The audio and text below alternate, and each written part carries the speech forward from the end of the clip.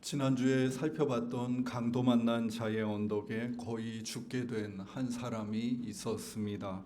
그 언덕에서 제사장과 레위인은 강도 만난 자를 보았지만 그냥 지나칩니다. 그들은 하필 유대 사회의 지도자이자 존경을 받는 이들인 제사장이며 레위인이었습니다.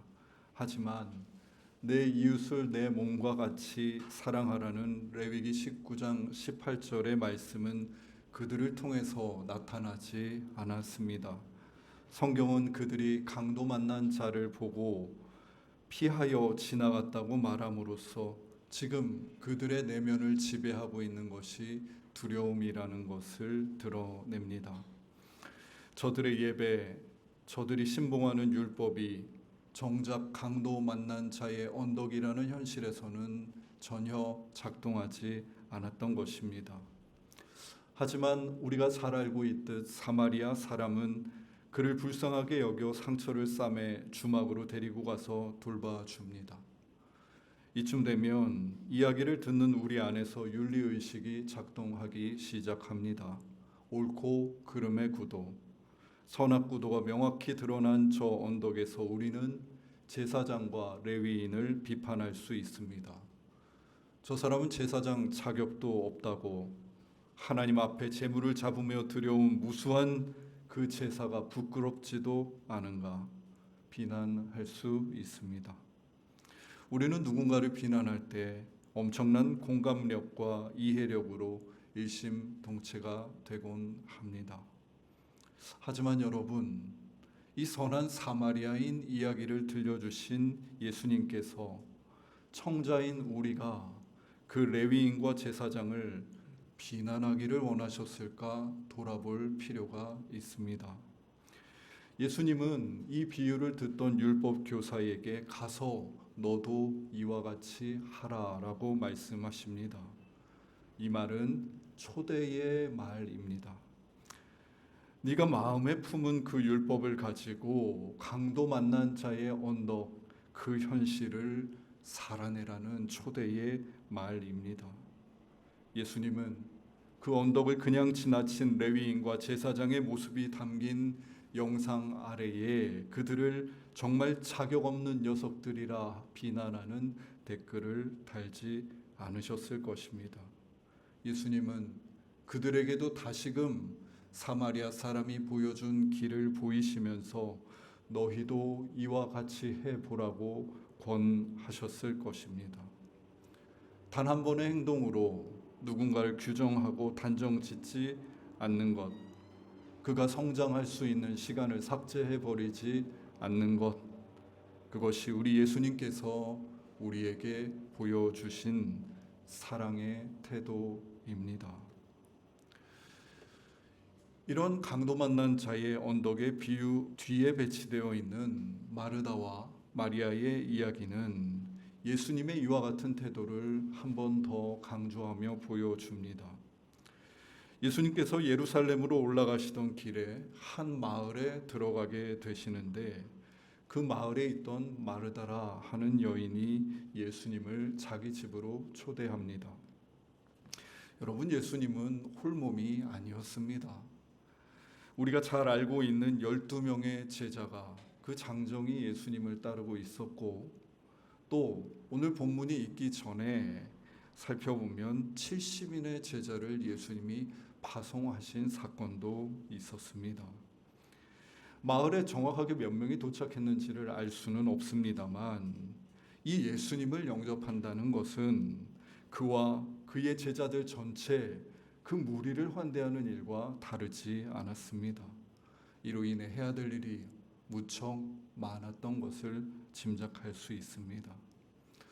하지만 마르다, 그는 자신의 이름 여주인이라는 뜻처럼 그 정도의 책임과 섬김을 감당하며 살아온 사람이었습니다. 이쯤에서 우리가 잠시 생각해 보고 갈 수 있는 대목은 예수님과 그의 제자 공동체를 지탱하기 위해서 섬기고 있던 보이지 않는 많은 손길들이 있었다는 사실입니다. 귀신을 쫓아내고 병을 고치는 제자들의 사역이 우리에게는 잘 알려져 있습니다만, 그 제자들과 예수님께서 식사를 하지 않고 또 잠을 자지 않고 사역을 할 수는 없는 노릇이었습니다. 거기에는 보이지 않지만 예수님과 제자들의 그 보이는 일상을 지탱하는 수고와 섬김이 존재하고 있었고, 마르다의 섬김은 그렇게 숨겨진 노동을 잘 드러내어 줍니다. 이반 일리치라는 사람은 임금 노동, 그러니까 드러나 있고 보상이 명확한 노동에 대비된 개념으로 그림자 노동이라는 명명을 합니다. 이는 오늘날 만들어진 용어이지만 좀 살펴볼 필요가 있습니다. 자본주의 사회는 끊임없이 생산하는 사회입니다. 무한 생산, 무한 소비만이 경제 발전의 근거가 될 수 있기 때문입니다. 이반 일리치는 이처럼 무한 생산의 패턴 속에 있는 생산 집약적인 사회에서는 상품을 생산하는 일에 임금을 더 많이 부과해 주면서 임금을 많이 받는 고용을 축혀 세우고, 그렇지 않은 노동은 상대적으로 폄하시키고 있다고 지적합니다. 삶을 지탱하는 여러 가지 노동이 존재하는데, 어떤 노동은 부수적이거나 그저 그림자와 같은 노동으로 치부하는 분위기를 만들고 있다는 것입니다. 거기서 노동이 가지고 있는 절대적인 가치는 균형을 잃어버리고 그저 임금을 중심으로 노동의 가치가 재평가되는 일이 일어납니다. 연봉은 절대적이고 명확한 삶의 비교 지표가 되어서 내가 더 좋은 노동을 하고 있지, 내가 더 가치 있는 삶을 살고 있지 라고 생각하게 하며, 또 반대로 그 임금의 차이 때문에 내 삶은 실패한 삶이라거나 그저 큰 도움이 되지 않는 삶이라 생각하기도 합니다. 여러분, 이 두 가지 모두 우월감이나 자조감의 근거 안에는 철저한 이 시대가 부여한 비교의식이 존재하고 있습니다.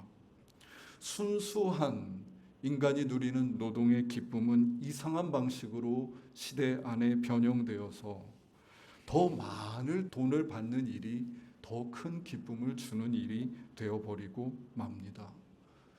직업에 귀천이 없다고 학교에서 배우지만 직업에 귀천이 있다고 세상은 끊임없이 말하고 있는 것입니다.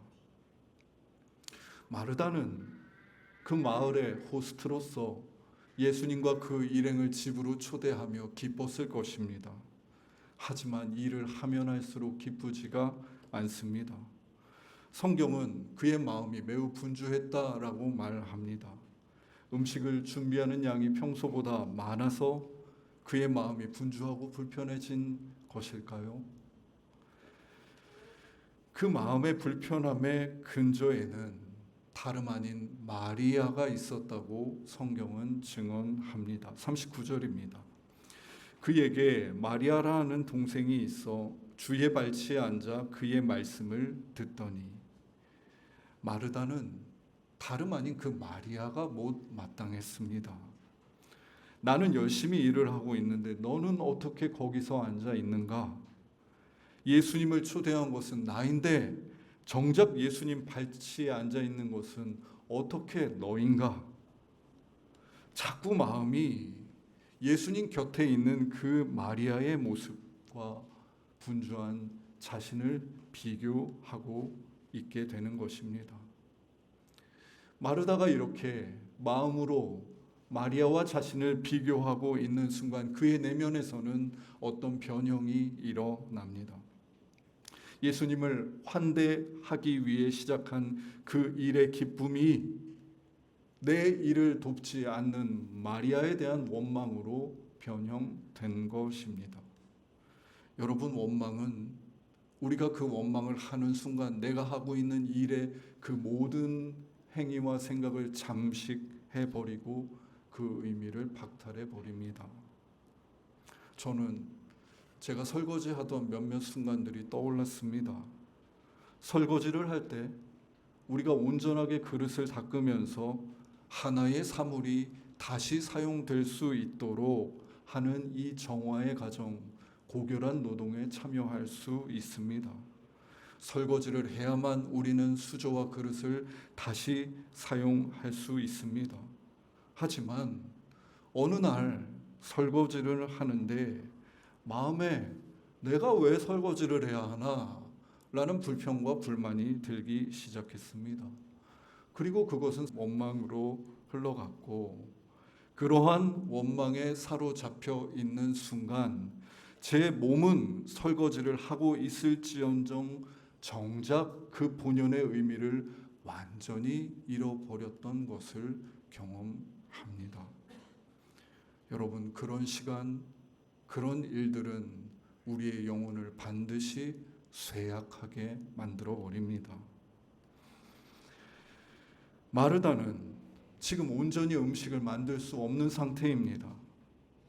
저라면 그래도 꿀꺽하고 넘어갔을 텐데 이 마르다는 결코 참는 사람이 아니었습니다. 그는 예수님을 당장에 찾아가서 자신이 불편한 그 핵심적인 이유를 선언해 버립니다. 40절 중반부입니다.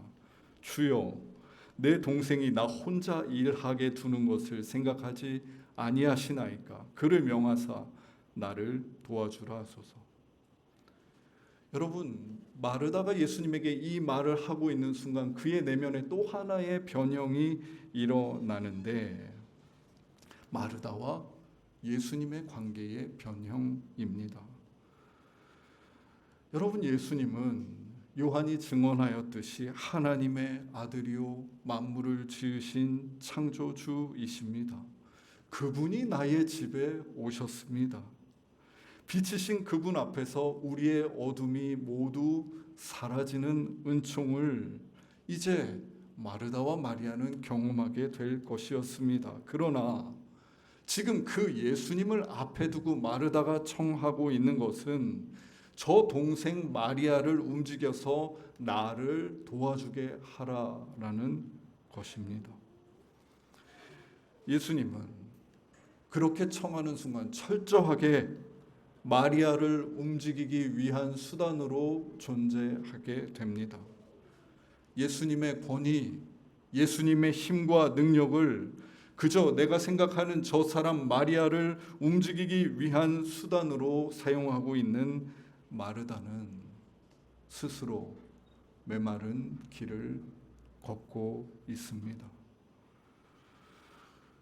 그러나 우리가 이런 마르다를 비난하는 댓글을 달 권리는 없습니다. 사실 우리의 기도도 이와 같은 방식으로 이루어질 때가 다분하기 때문입니다. 13세기에 활동했던 토마스 아퀴나스라는 사람이 창조에 대해서 말하며 우리가 익히 아는 것과는 조금 다른 이야기를 합니다. 그는 창조가 이 만물이 어떻게 시작되었는지를 다루는 이론이 아니라고 이야기합니다. 혼돈이었던 세상을 질서 있는 세상으로 만드신 사건도 창조가 아니라고 말합니다. 그는 창조의 핵심을 그러한 변화나 생성으로 보지 않습니다. 그는 창조의 핵심은 관계라고 이야기합니다. 그는 창조를 정의하면서 창조란 하나님과 하나님 아닌 것 사이에 관계를 세우는 하나님의 활동이다라고 말합니다. 그렇게 창세기를 다시 바라보면 하나님과 피조물의 관계성이 조금 더 명확하게 보입니다. 하나님은 천하의 물이 한 곳으로 모이고 묻이 드러나라 라고 하셨고 성경에는 그대로 되었다고 쓰여 있습니다. 조금 더 자세히 보면 하나님이 물에게 한 곳으로 모여라 라고 먼저 말씀하십니다. 물이 이 말씀에 응답하면서 마치 썰물이 긴 시간 안에서 빠져나가듯이 물러나고 또 물러나며 그 말씀에 응답하여 묻이 드러나게 되는 것입니다. 또한 하나님은 창조 때에 땅에게 씨 맺는 채소와 열매 맺는 나무와 풀들을 내어 놓으라고 명하십니다. 땅이 이 하나님의 말씀을 듣고 풀을 내기 시작합니다. 여름이라는 이 계절 안에서 이 길가에 풀들이 무성하게 자라듯이 땅은 하나님께 응답하여서 풀과 채소와 나무를 내어 놓습니다. 여러분, 이런 맥락에서 창조의 과정을 보자면 창조는 매우 관계적이며 그 관계 안에는 하나님의 부르심과 피조물의 응답이 존재하고 있습니다. 이러한 창조에 대한 맥락 안에서 마르다를 부르시는 예수님의 목소리는 조금 새롭게 들립니다. 본문 41절입니다. 주께서 대답하여 이르시되 마르다야 마르다야 내가 많은 일로 염려하고 근심하나. 예수님은 지금 마리아와 비교하는 마음으로 인해서 내가 정작 하고 있는 일의 의미를 잃어버린 마르다의 이름을 한번 부르십니다. 그리고 그 비교와 원망 가운데 예수님 당신을 그저 나의 수단으로 여겼던 마리아를 한 번 더 부르십니다. 마르다야, 마르다야. 시편 139편에 따르면 하나님은 우리가 모태에 있을 때부터 우리를 아시는 분, 우리의 형질을 아시는 분이십니다. 그분이 나의 이름을 부르는 그 순간은 창조와 무관할 수 없는 순간입니다. 그분의 부름이며 목소리는 우리의 끊어졌던 관계를 다시 회복하는 말이며 새로운 관계를 시작하는 말이기 때문입니다. 이후 예수님이 하시는 말씀을 들어보십시오. 42절입니다. 주님의 일은 많지 않거나 하나뿐이다. 마리아는 좋은 몫을 택하였다. 그것을 빼앗아서는 안 된다. 예수님은 서운한 마르다에게 그렇다면 너도 여기 와서 내 발치에 앉아라 라고 이야기하지 않으십니다. 혹은 발치에 앉아있는 마리아를 보내서 어서 마르다를 도와라 라고 말씀하시지도 않으십니다. 마리아는 마리아의 좋은 몫을 택했고 마르다는 마르다의 좋은 몫을 택하면 되는 것입니다. 이는 비교로 일그러져 버린 가치를 예수님께서 다시금 재창조하시는 작업의 과정입니다. 여러분, 예수님의 발치에 앉아 있는 것만이 좋은 몫이라면 세상 모든 사람이 발치에만 앉아 있어야 할 것입니다. 하지만 하나님과의 관계는 그 발치에 앉아 있을 때만 일어나는 것이 아닙니다. 물은 무트로부터 물러나면서 그 무트를 드러냄으로써 하나님과 관계를 맺었습니다. 땅은 풀과 나무를 애쓰고 땀 흘리며 내어 놓으면서 하나님과 관계를 맺는 것입니다. 그리스도의 몸된 지체는 저마다 다른 역할과 다른 삶의 자리로 부르심을 받았고 그 부르심 받은 자리에서 저마다 고유한 자신의 좋은 몫을 살아내면 되는 것입니다. 눈이 코가 되어서는 안 되고 코가 입이 되어서는 안 되는 것입니다. 하나님은 지금 마르다야 마르다야 그의 이름을 부르시며 마르다와 다시 관계 맺고 계십니다. 그의 안에 비교로 일그러진 가치를 다시 창조하고 계신 것입니다. 요한복음에서는 이 마르다의 이야기가 한 번 더 나옵니다. 예수님이 죽기 엿새 전에 바로 이 마르다의 집에 다시 방문하십니다. 그때 풍경이 이러합니다. 요한복음 12장 2절과 3절입니다. 거기서 예수를 위하여 잔치할새 마르다는 일을 하고 나사로는 예수와 함께 앉은 자 중에 있더라. 마리아는 지극히 비싼 향유 곧 순전한 나드 한 근을 가져다가 예수의 발에 붓고. 여러분, 이제 예수님이 돌아가시기 엿새 전에 마르다의 집에서 이들의 모습은 어떠합니까? 다시 열린 잔치에서 마르다는 어디에 있습니까?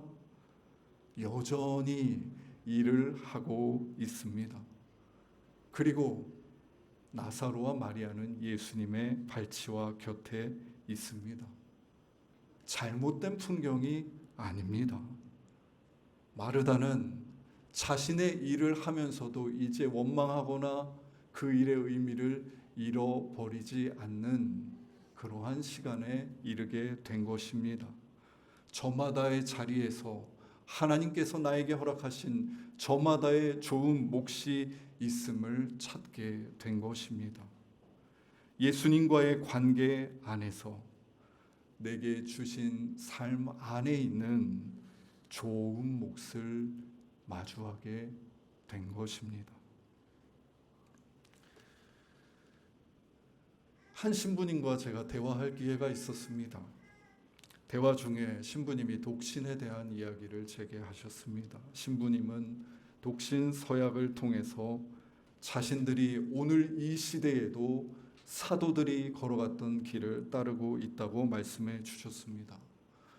12사도의 면모를 살펴보면 비록 베드로가 결혼했다고 알려졌지만 대부분 다른 사도들과 그리고 바울 사도 또한 결혼했다는 말을 들어본 적이 없다면서 신부님은 독신을 통해서 사도의 길을 오늘날 살아내고 있다고 이야기해 주셨습니다.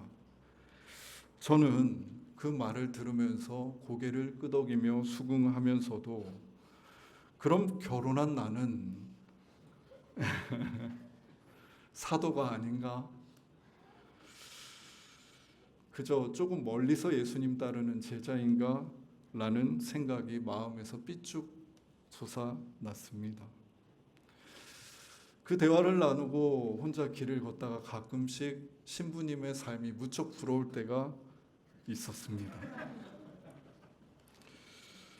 신부님은 배우자도 없고 자녀도 없으니 또 양육의 책임도 없을 것이고 그저 홀몸을 유지하면 되니 적은 월급으로도 충분히 자족하는 삶을 살 수 있을 것 같았습니다. 시간적으로도 가족들에게 쏟아야 하는 시간보다 그저 예수님의 말씀만을 온종일 묵상하면서 보낼 수 있을 터이니 신부님은 좋겠다라고 생각한 적이 있습니다. 마음은 금세 분주해져 버리고 맙니다. 그럴 때마다 예수님이 길을 걷고 있는 제 이름을 불러주셨습니다.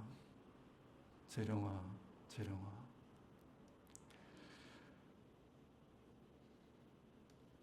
저는 그제야 놀라서 하늘을 봅니다. 주님, 독신이 아니라 배우자와 아이들을 부양하고 그들과 함께 살아가는 것이 주님께서 저에게 주신 좋은 몫이 맞는 거죠. 저는 그 예수님의 말씀을 마음에 되뇌이면서 비로소 엉뚱한 비교에서 탈출하게 됩니다. 그리고 고요한 나의 삶, 고요한 나의 길을 사랑하게 됩니다. 이것을 창조주이신 하나님 안에 있는 삶의 신비라고 해도 괜찮을까요?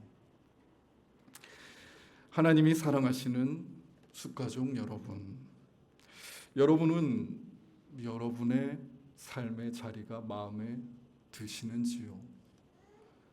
그곳에서 예수님께 어떤 청을 드리고 계시는지요? 이 사실은 그곳에서 어떤 기도를 하셔도 전혀 괜찮습니다. 그 다음이 중요하기 때문입니다. 마르다야, 마르다야, 내 이름을 부르시며 당신과의 관계 안에서 일그러진 나의 내면과 생각을 재창조하시는 그분의 목소리를 듣는 것이 중요합니다. 그분의 이끄심을 따라 그 이끄심에 나를 맡기며 따라갈 때 우리는 내가 어느새 잃어버렸던 나에게 주신 이 삶의 자리에 숨겨진 보화를 발견하는 은총을 누리게 될 것이며 나에게 주신 좋은 몫이 무엇인지 깨닫게 될 것입니다. 거기로부터 우리의 삶은 단단하게 아래로 뿌리 내리고 주님께서 공급해 주시는 그 양분으로 내가 생각할 수 없는 열매를 하나 둘 맺게 될 것입니다. 하나님의 집에서 자라는 저 무성한 올리브 나무와 같이 말입니다. 기도하겠습니다. 하나님, 우리 삶이 늘 만족스럽지는 않습니다. 우리는 때로 불평과 불만에 가득 차오르곤 합니다. 비교 가운데 절망하기도 하고 우쭐한 마음으로 어깨에 힘을 주고 살아보기도 합니다. 주님, 이런 우리를 긍휼히 여겨주십시오. 그리고 우리의 모든 기도를 들어주십시오. 그 기도 끝에서 우리를 향해서 다시금 우리를 불러주십시오. 마르다야, 마르다야, 우리를 부르시는 당신의 그 목소리를 듣고 주님, 그 목소리 안에서 새롭게 빚어지는 내 내면의 풍경을 우리가 경험하게 하여 주시고 그 목소리 안에서 내게 허락하신 고유한 삶의 문의와 역사, 그 모든 터전을 다시금 바라보고 마주하고 할 수 있다면 사랑하게 해주십시오. 예수님의 이름으로 기도드립니다. 아멘.